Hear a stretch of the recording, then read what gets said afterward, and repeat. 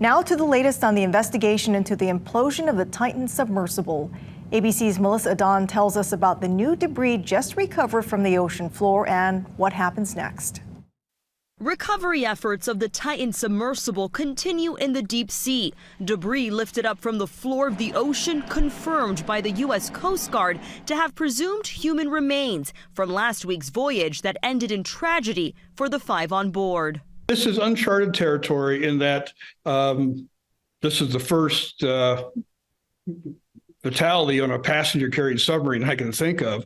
Investigators are using cranes to lift large pieces of the wreckage, uncovering what appeared to be a panel from the exterior of the sub and one of its end caps.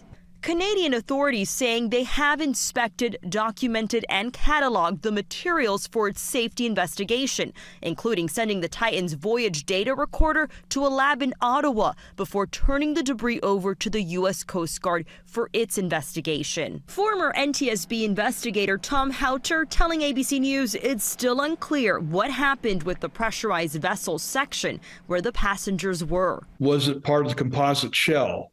And taking a look at all these different pieces to see, is there fatigue crack? Is it a purely overload failure? What happened? Investigators will also analyze the design and carbon fiber composite construction of the sub. OceanGate had been warned by industry experts and a former employee that material at extreme depths could weaken with each dive.